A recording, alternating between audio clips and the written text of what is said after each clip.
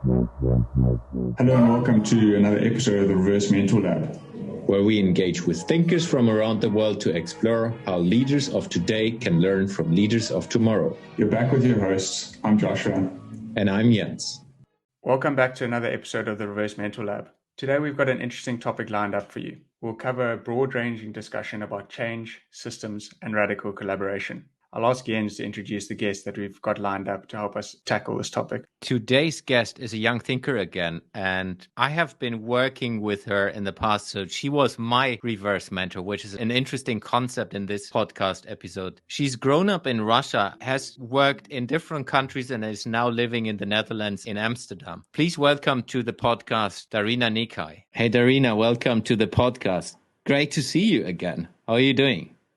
Good to see you too. And as in a good etiquette, everybody says, thanks for having me. you don't need to be extra polite to us. And of course, hi, Josh. Great to be with you again. Likewise. And Darina, thanks so much for your time. And I love how polite you were inside of that space, because I think it's the first time Jens and I were nearing 30 episodes on this podcast. And definitely one of the first times a podcast guest has said to us, thanks for having us, but we should be thanking you for having us. Yeah. And for everyone who is listening and might sense a little bit that Darina and I know each other, we have been working together for a couple of years. And I always wanted to have her on the podcast, specifically this podcast, because she was one of the young thinker who kicked my ass, literally and as well in an imaginary way, which I enjoyed very much, and I learned a lot from her. So with having said that, let's get into it. And Darina, tell us a little bit about yourself. Who are you? How did you get to where you are today? Hi again. Right now I'm sitting in Amsterdam and been sitting in Amsterdam and bicycling and cycling in Amsterdam for the last 5 years. It's a nice Indian summer day here. And originally I'm from south of Russia, which is just one of the, let's say, imaginary countries within a huge, large country, where I started right after university to work at everyone's dream at that time, a big international company, without having any clue what that means and what type of company is that and what do I want to do in life. And it was just a nice sequence of good events and people at the right time, at the right place. That has been a platform for me to learn, to meet, to connect with oh so many different amazing people around the globe. And that has also been a platform for me to find a love of my life and my partner in crime, for whom basically I moved and traveled to Amsterdam. Who am I? It's a freaking hard question sometimes. I grew up in in an average, quite super average family there, which is also of a different origin that one might think about Russia, because there are multiple different small nations and ethnicities there. So my mother tongue is different, and my culture and traditions from the birth are different. But I was always in a multicultural environment in school and kindergarten, which has never been even a question for me growing up. It's like the diversity and inclusion was never a question. Like we were just playing along each other, and we knew each other's differences, and we learned and we were curious more. But it was never about you are able to do more because you are someone else by birth and by whatever. So that has formed, I think, one of the fundamental values for me for not seeing the difference when I meet anyone, whether it's from the appearance, from the looks, from the stuff that we wear, from the colors of our skin and the shapes of our faces. But it kind of stayed with me when I started to meet people doing different things, taking different positions, being senior or non-senior and things like that. So that is really just I am thankful for being born in that environment and being raised in that environment, and that my family also never even, nobody in my family would even think or dare or like have that thought or practice in life to say like, you're not playing with that kid because that kid is, whatever. So yeah, God. Let's talk a little bit about, so before we met, which was in 2014, you have been on a development trip for, was it a year or a little longer, where you lived inside of different countries and worked in different parts of that organization where we have worked in together. What did it make to you as a young person? Because you have been quite young. You're still young, but at that time we have been younger. What did it make to you, and what did you learn from going for 1 year abroad outside of your country and working with different cultures, different environments? I will even start with like how it turned out, to what I've been saying earlier, that, when I was applying for a job, even in that company, and like having no clue about it, just read the basic things and still couldn't understand a word about the job. And in the interview, the hiring manager, he's been trained well to, say the right things about the company and the culture and the values and what have we. But later on, I understood that like, he did not practice and believed any of that. But just in that interview and just being me, like still immature and young and open, like super open to the world, I believed every word since then. When he said that for the company, it doesn't matter where you come from, it doesn't matter what your background in any matter, in any parameter, it doesn't matter your experience, in like the platform is open, the company is open for you, and you can use any opportunity that you find yourself to do whatever you want to do, which is of course also better off for the company as well, that it doesn't hurt anybody. And those words stayed with me. So when the opportunity about the program came up, and it was also unique for that team, it was never launched before, like I didn't even think twice about trying to get my place in that program. I didn't really understand, besides that I will go abroad for 2 different projects. Like I haven't thought about any safe questions like, can I do this? Do I have experience to do this? It was like wild 1 second decision, yes. So I remember it was my second trip abroad, basically, because, yeah. In your whole life? In my whole life, it was my second trip abroad, because going abroad, it was a luxury for the region, the area that I come from. And I just remember landing in Brussels airport, and I was picked up by a colleague that I never met before. We belong to the same company, but still, I never spoke English 24/7 before, and neither Dutch or Flemish, like zero of that.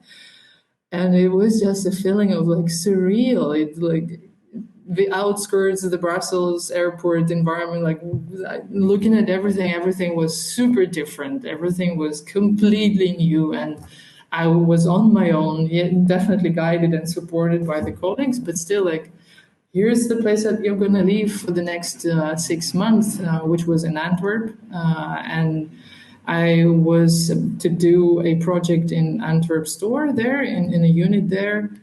I had no idea. Reading the description of the project, it was like, I don't know what I'm going to do. Like, I don't understand the description of it. I need to work to improve something, but I have zero knowledge and experience in that. It was one of the like life-changing, improving or learning experiences ever, because the first couple of weeks being afraid to do anything, to ask anybody, to take the first steps, and then having a good guide, let's say a buddy next to me that would just ask questions like, why are you waiting? Why you're not acting? So that support was like super important in an environment like this, especially when being young in a completely new setup, environment, culture, language, like everything. And from that, I started to dare to take those steps to go. And there are 400 people with whom I need to get to know them and how they work to different extent. But that's how I started to get to know them. And I was not focusing on the processes. I was not focusing on the definitions. I really focused on getting to know as many people as I can in that unit to understand how they do their work day to day. Because, yeah, whether we want it or not, we can standardize as much as we can, but we're still creative human beings that do free flow manual things on the floor. So that connection, right, that you cannot measure in any KPI, you will never say like, I achieved the goal of whatever. And also if you set a goal of, I don't know, I want to have 400 connections, that makes an impact on the quality of the connection. So I shadowed people, and they were super open in return for that, just for my genuine interest to know them and to know their work, that I was not judging, that I was not coming to evaluate anything. I was really there to learn from them, from how they do things. And that was basically the essence of it all. Then like the solutions came quickly. Just like investing in that made anything else like fly. It then, out of 6 months, the last 2 months I had nothing to do in a way, because just taking the first 3 months of getting to know people, then outlining things on paper, rolling it out for the 4th month. The last 2 months I was just enjoying time there and doing fun stuff that was out of the project, but still with those people. And yeah, it changed. So like, it's a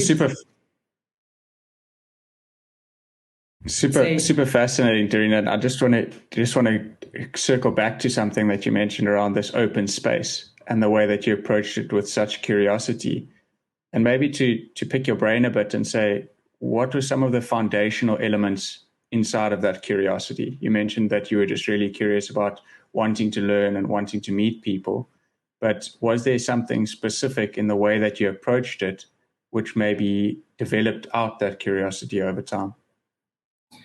I think it was, as a very safe psychological step, the first thing I tried to find a solution to a problem that was prescribed and everybody expected me to solve it. So the first thing I would go around the globe, let's say, and look for a already existing solution and then not finding one. From there, I thought, okay, so nobody really tried to solve it before. So there is no book about it. There's no guideline about it. And it's up for me and the group of people here to try to figure it out. And I just let myself to think with the white blank piece of paper that it is really about trying to fundamentally understand why this happens. Just asking it to myself, I was not going as a policeman or a policewoman and asking everybody like, so why this problem occurs? It was asking to myself that question, why, in many, many repetitive ways.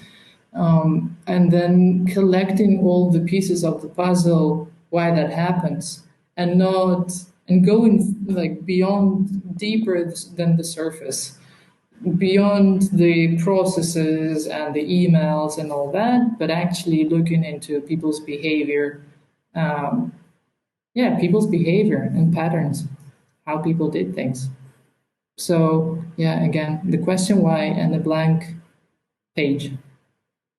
So then after that year, you went, after that half year, you went into the second part of it, and then you went back into your home country, work. That's where we met and worked together. How did all of that then bring you into the place where you are from your personal development? For me, it's not about too much about, maybe because I know the story, the work stuff. It's more about like your personal development, and how did you take these learnings, like going to Antwerp, working in a different country. How did you take this learnings as a person into the space that you, I mean, now and before as well, engage with top executives of that company? And what did you learn on top of that? I think, I mean, the thinking as a newcomer and then always learner stayed with me. And I just kept it with me. And I think I created a belief to myself and then looked for proofs to that the world is changing, whether we see it in our daily life or we see it over time. And that I myself is a product of one era, being on the edge, like lived in different countries that are in different state of things. That I'm kind of also, I need to change myself to go and to take the new routes and the new ways and all that. So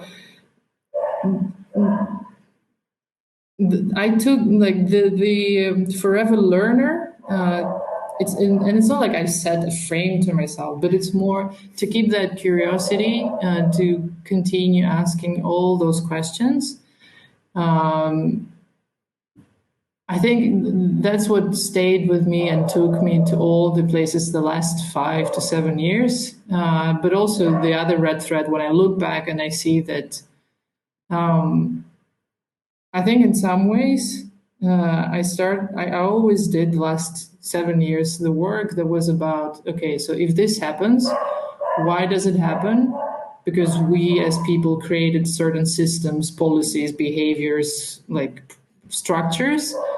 So can we dismantle some of these and redesign them in order to progress further, or just do well, or just do the right thing? And somehow this type of thinking, in many situations, it is not. It's not that it's not welcome. It makes a group of people or certain individuals that I've met uncomfortable, because it really steps into their comfort zone and the way they knew things and they know things and they want to really hold on to it because it's safe, it's nice, it's kind of right, and it's been working the last decades. But things are moving on, and at some point these practices just become a huge barrier for anybody, for specific groups of people that are really being in bad situations, and whether we want it or not, but for the climate and the environment itself. So again, like, I haven't really set myself a goal like this is the type of things that I want to be doing. It's what I realize probably now, looking back at number of experience, whether it's working with sustainability, whether it's working with innovation, whether it's trying to reinvent things around work, that it is basically about that. It's about the redesign and sometimes really dismantle the things that were brilliant at the time, were relevant in some decades, and so on. And so, yeah, I think I'm answering half of the question, but not the whole. Yeah, we will. I will dig more into that. We'll come to that. No worries. So I just want to double click on something quickly, Darina, and it links back to the earlier point that you made about diversity in the sort of multicultural and multi-language environment that you're brought up in, and how you view diversity. And while you've been speaking, I've been thinking about how that notion and your concept of diversity could have played a role inside of developing this curiosity and open way of questioning things. And I think about that from a young thinker's perspective and saying, you picked up and heard that very notion of open space that manager mentioned inside of your intro interview. And do you think potentially that if you hadn't heard that, and if you hadn't had your specific ingredients on your background, you wouldn't have openly asked questions in the way that you did inside of that organization? And how do you think young thinkers in particular can maybe listen better for those types of opportunities rather than just plowing ahead with a certain set goal in mind? Absolutely, it did, because somewhere in life, whether it was for me or any young thought leader going like now and in the future, this needs to happen. It either happens in your family or in your daycare or in your school or at your university, whatever, or at the first job or at a good friendship. But this needs to happen. It didn't happen in my family. In my family, it was pretty much like how to secure the safe, the bottom levels of the Maslow's pyramid.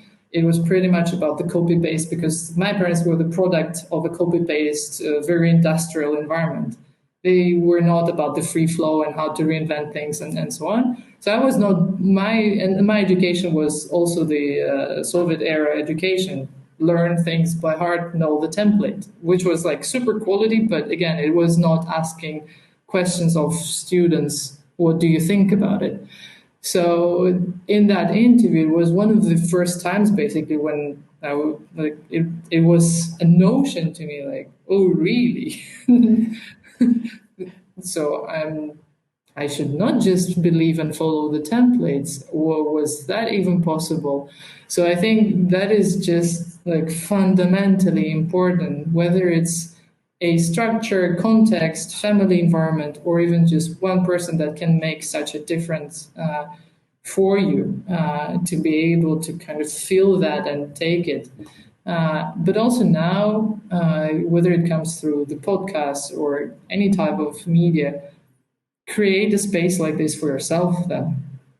Even if it's not happening in the nearest circle, feel the energy in you to create that route and path for yourself. If that doesn't happen in that interview, ask that question yourself and then make a decision if that's a place for you or not, because of your way of thinking.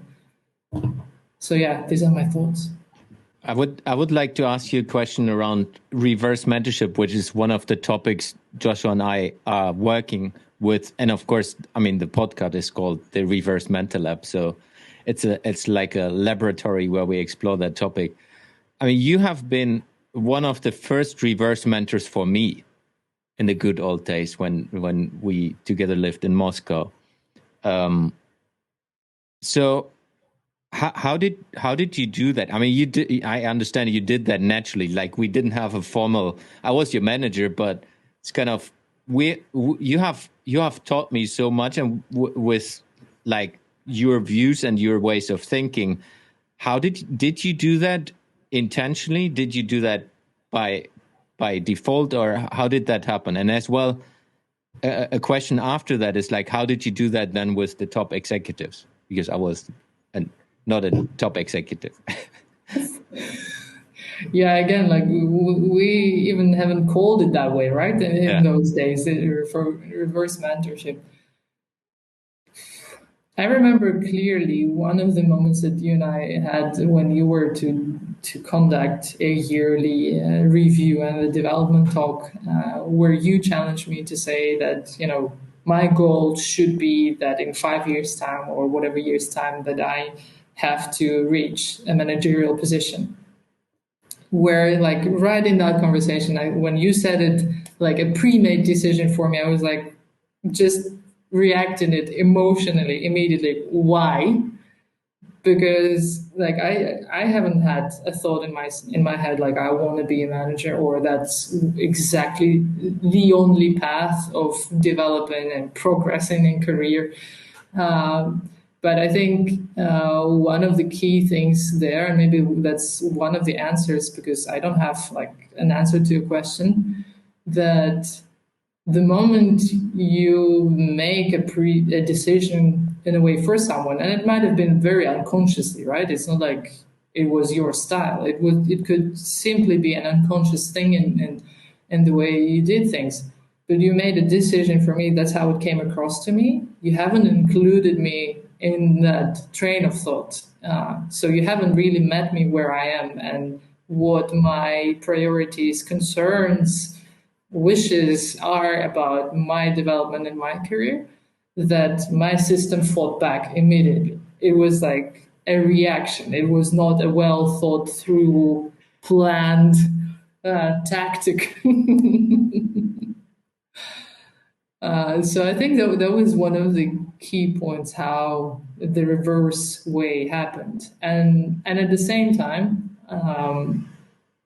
it's also in the attitude of you as a receiver that also made a way for the reverse for the other way around to come, right? For the feedback from my side in the way that it was, whether it was emotional, straightforward, rude, right? It could be like it could come across in any way. But there was something then in your attitude as well, like a tiny bit of openness. We like, right that you were able to receive it because you could also slam it back. You could take an extra emotional decision than on top of mine. So it's both ways, huh? Yeah, and love that you told that story, because taking it out of the context now for the people listening, what it is important to recognize for young thinkers is that Darina was 100% herself inside of that room. And I mean, I think literally the whole time we worked together. But a lot of people are conscious about what they're saying. It's like if you're too scared about saying, hey, why did you take this decision for me, pushing back, this reverse mentorship or this mentorship relationship between us would have developed differently. And I think that's very important for young thinkers to experience and think about as well. It's like, put your thoughts out there and not just try to please someone. Because then you will never grow as a person, and you will most probably not make impact to the person you work with. And I think that's part of building the relationship as well. And yeah, like you said, trust is a big part of that, even that you didn't say that word. Josh. So if we think, and that story is great, Darina, and I think Jens and you have obviously developed a relationship over time and a way of working, and that was really about the reaction that you gave to him when he tried to sort of create a script for you. And I want to just circle back to the analogy that you gave about approaching things with almost like a blank sheet of paper or a blank script. So not putting things in a predefined box, and link that to maybe your views around the future and how the future can unfold. And if you think about now bringing younger generations into a way of working and into a workplace, what are some of the important factors that you've experienced but also brought to the table as a young thinker that have helped people see things differently? My views for the future, that simply because it's future, there is no ready-made answer to like almost any question that is already here at the table in any context, and the questions that will arise with every day. And that is then basically a message and call out to every human being out there that it might be, and it will probably be, every one of your ideas that need to come together in order to find an answer and a solution to that question. And from that, there is no system today that should restrict that creative process and that brain and hearts and souls and creative massive organism to come together. And if there are, then they need to change. But also to that, I think it's important to maybe sometimes also not overthink what, in order for things to change, sometimes it's one extreme fighting over the other extreme, and that's how it happens, right? Whether it's revolution or a big fight or a massive movement and so on. But I still think that the inclusion bit of the old and the new would be my ideal view for the future, because we need everyone to tag along. It's no longer just because I'm young, my thoughts are better than yours. I think it's more the wisdom of trying to meet each other in the middle and understand that there is heritage, and there were good things and there are bad outcomes now, and it will probably be the same for whatever new things that we will try to develop, and over time they will produce the bad outcomes as well. But maybe that's exactly the trick here is actually, it's not just one stepping over the other, it's actually trying to come together. That's sometimes it's almost like an ideal philosophical wish and question, and how do we really connect as human beings? So yeah, it's the wish for the young and the future leaders to dare and go creative, and it's not just about art. So it's really about connecting with yourself and looking into what are the things that are important to you. How does that come across the work and the connections that you build in life? And then bringing it more of the diverse and other pieces of the puzzles from other people to the table, because that's the only way actually great things happened and continue to happen. But then at the same time, maybe think and challenge yourself on how do you connect. If it's one layer of diversity with other great brains and ideas, but then also what's the bigger context of it, and what are the other people that will be touched and impacted by it, and maybe the other people that need to change as well. So if we take that a step further, just quickly, Jens, is Darina, you obviously had the exposure and the opportunity to, like you mentioned earlier, interact with a number of executives and managers within inside of the organization. And you did that because you were curious, you were genuinely curious about things, you were really open to learning. I'm curious about how did you go about processing what you learned, and how did that inform maybe some of your development as a young thinker inside of this space? If you think about now how you framed it so well in terms of creating this almost collaborative environment where the experienced and the young are coming together to create a better solution than the one that we've got in front of us. Ooh, that's a tough one.